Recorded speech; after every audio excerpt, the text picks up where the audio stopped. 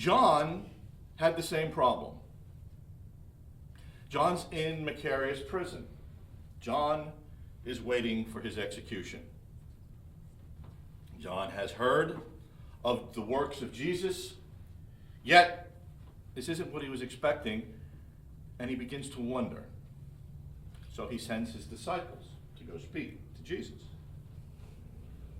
And in verses 1 and 2, he says, "Now when John had heard in the prison the works of Christ, he sent 2 of his disciples and said unto him, Art thou he that should come? Or do we look for another?" It's as if John is asking, okay, we hear what you're doing, but should we understand this as the ministry of the Messiah that I predicted? The suggestion is that it might be necessary to look for another society, which indicates Messiah, which indicates that John was anticipating something more overtly or demonstrably or explicitly messianic and more along the lines of impending judgment.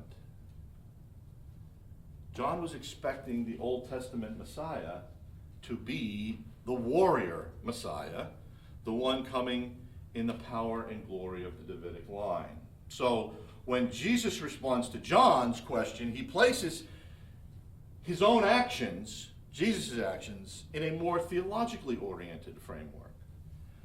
So this would allow John to see and to understand that what Jesus was doing was in a different context, a more theological context, not so much a primarily physical context. But if that was the question that John asked, my second point would be he missed the point.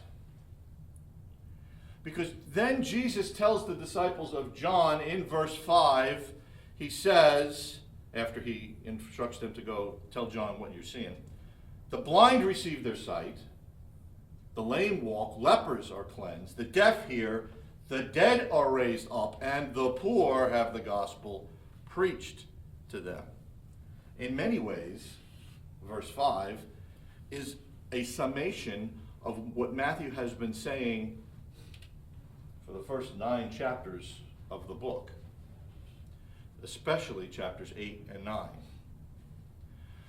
But in this particular verse, Jesus specifically uses language which echoes closely the prophecies of Isaiah, particularly Isaiah 35:5 and Isaiah 61:1.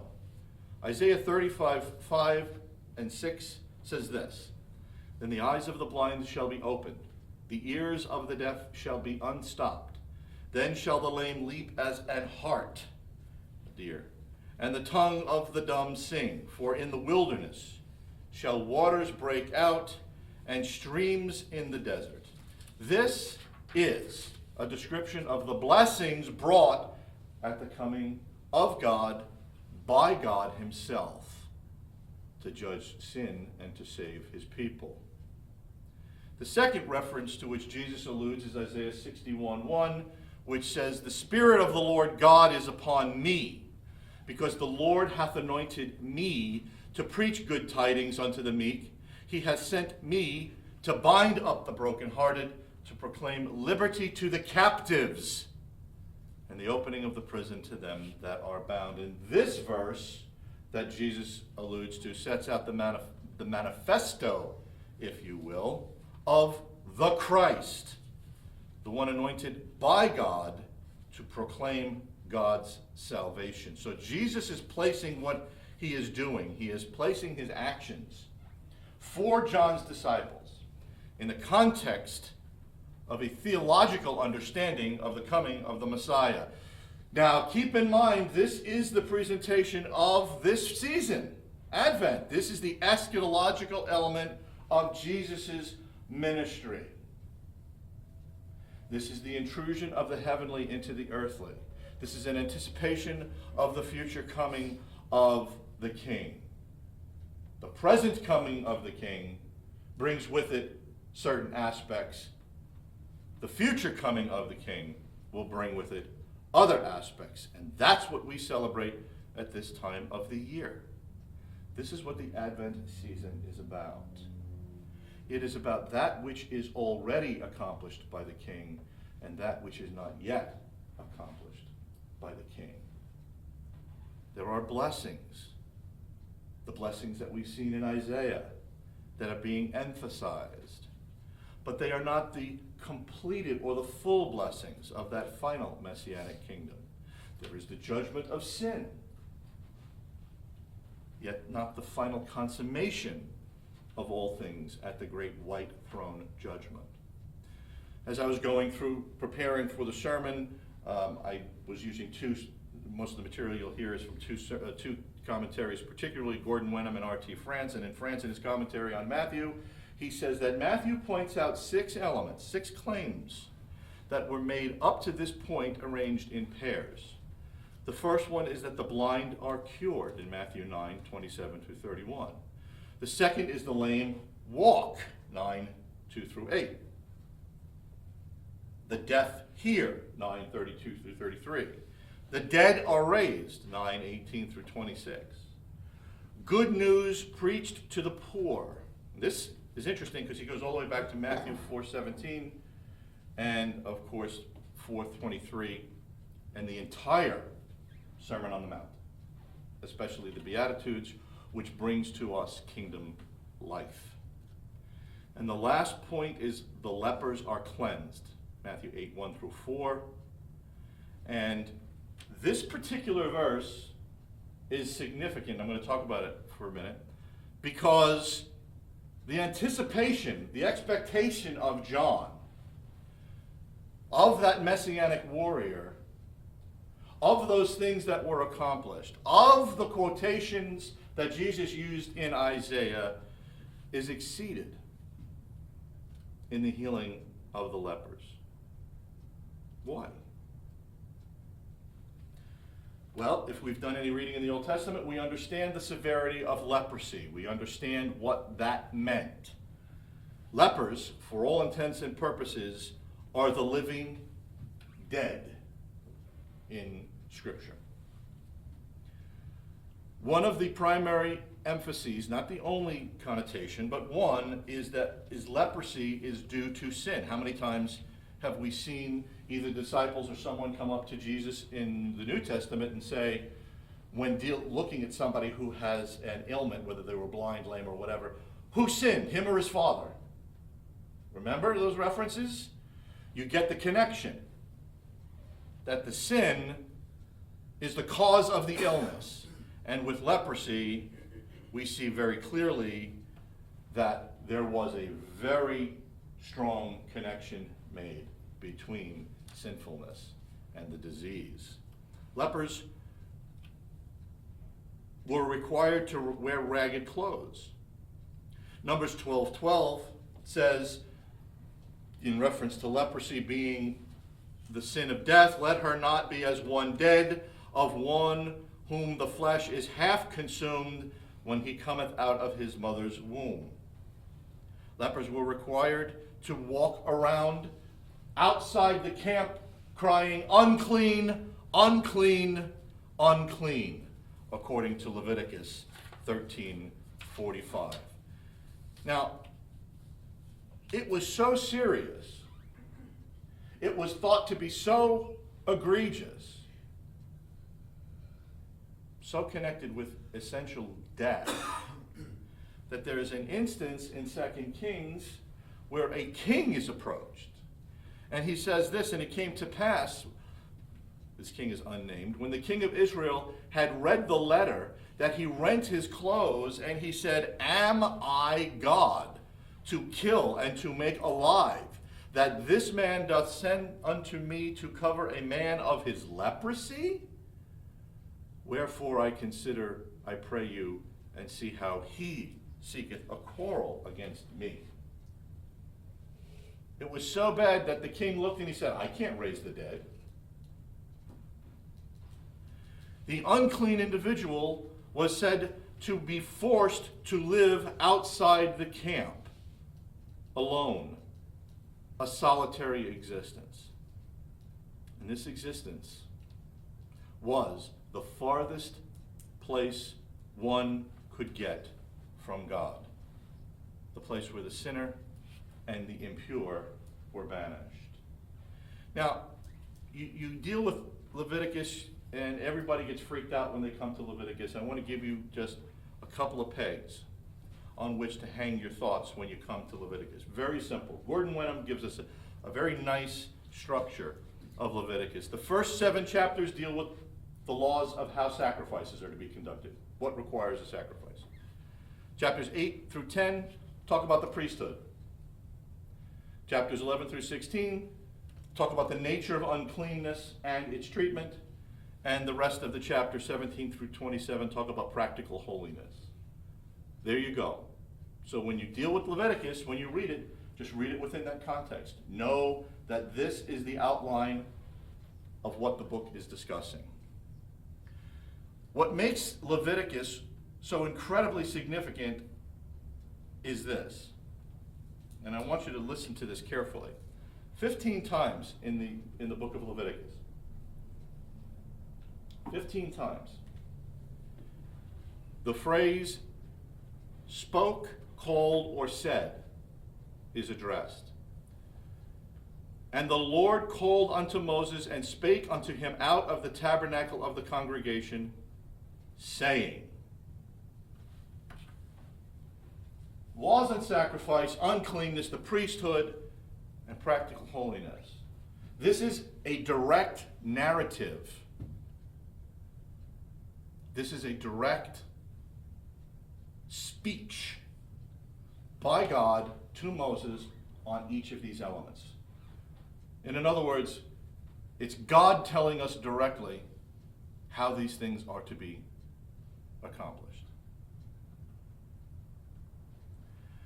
And if you don't get the idea that leprosy, that this kind of sin is so dire, keep in mind Leviticus chapter 10. Aaron's 2 sons, Nadab and Abihu, on their ordination day, the day they are ordained, are killed by God for their disobedience.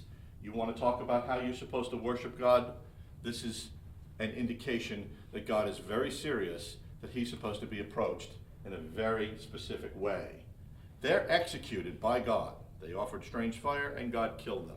Moses called Mishael and Elzaphan, the sons of Uzziel, the uncle of Aaron, and said unto them, come near, carry your brethren before the sanctuary out of the camp. So they went near, carried them in their coats out of the camp, as Moses had said. Outside the camp is the area of the dead, the area of those separated from God. Now, for us, when we think about getting outside or getting away from these places, it gives very much the idea of the American colloquialism, getting away from it all. But for the ancient Near Eastern person, they understood one was meant to live in a society, to be a member of a community. For the Hebrew, and by extension for us, they were to live in God's community. They were to be a part of God's kingdom. They were to be a part of his society, to be a member of his house. Hence, being outside the camp is the place where the condemned were executed. Numbers 15, 35 and 36, and the Lord said unto Moses, the man shall surely be put to death. All the congregation shall stone him with stones without the camp. And the congregation, all the congregation, brought him without the camp and stoned him with stones, and he died as the Lord commanded Moses. Now, one of the things that we have to keep in mind is that these external signs of the type mentioned in Leviticus are seen as a whole. Not as a whole, or imperfect, as in some cases. It must be, hang on, I got ahead of my notes. Would you believe this? Okay, yeah, I did. I apologize. Let me go back just for a second. Can't believe that happened. So they're executed outside the camp. So what's the real issue? Let's make the transition. What's the real issue?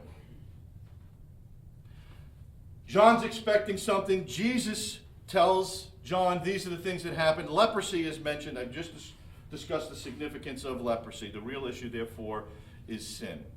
The real issue is uncleanness. The real issue is evidenced in many different ways. Moral failures and imperfections. Animals are unclean as well as diseases.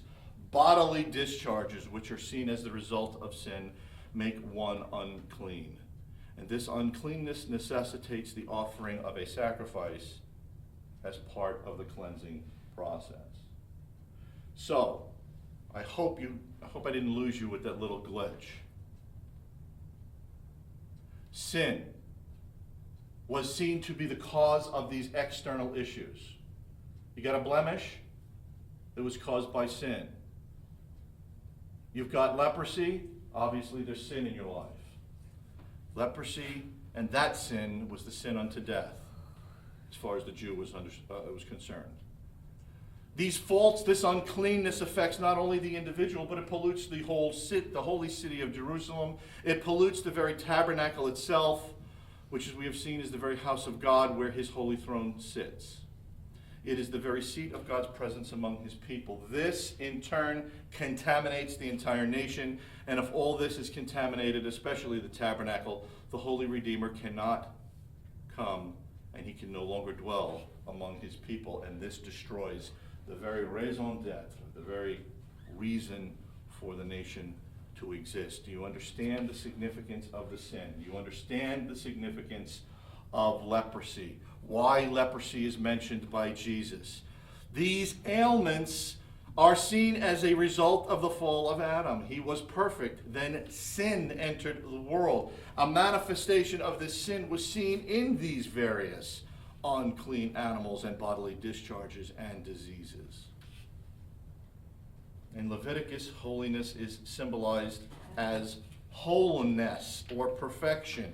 Animals were to be perfect or whole. Priests were to be made perfect or whole.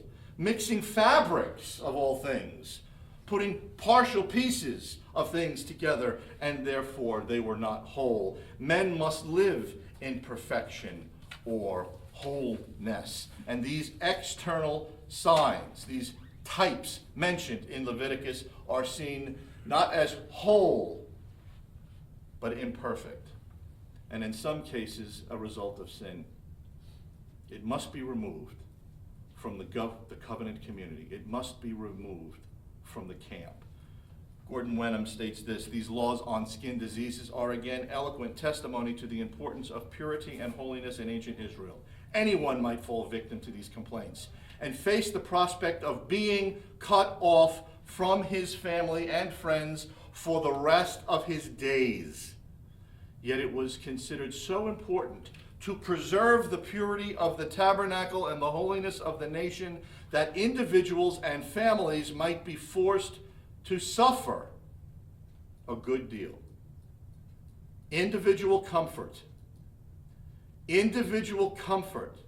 was not allowed to jeopardize the spiritual welfare of the nation, for God's abiding presence with his people depended on uncleanness being excluded from their midst. Isaiah 6, 3 through 5.